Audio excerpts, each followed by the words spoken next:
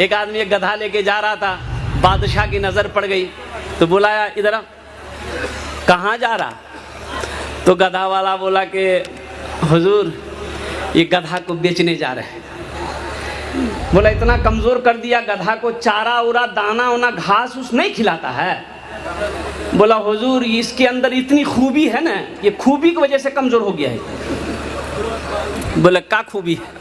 बोला खूबी इसमें यही है, वो धोबी बोला खूबी यही है कि इस गधे पर जो बैठ जाता है ना उसको मक्का मदीना दिखाई देता है। बोला ताज्जुब वाली बात भाई, ये तो आदमी 5 लाख टका अभी तो 4 लाख रुपया हो गया, अभी हज करने जाइए कम से कम 4 लाख रुपए चाहिए।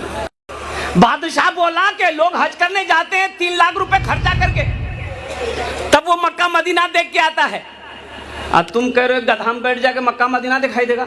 तो धोबी बोला कि हुजूर अगर मेरी बात गलत हो तो मेरी ज़बान काट दीजिएगा, आजमा लीजिए। बोले इसकी कीमत कितना रखे हो? बोला 50,000। गधे की कीमत 50,000 है।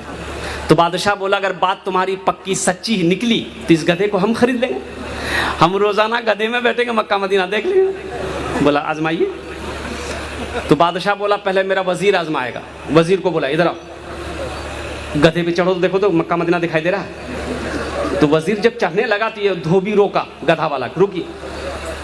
इस गधे पर बैठने के बाद मक्का मदीना उसी को दिखाई देता है जो चोर ना हो, बेईमान ना हो, डकैत ना हो, गद्दार ना हो। तो बादशाह बोला मेरा वजीर तो फाइनल है।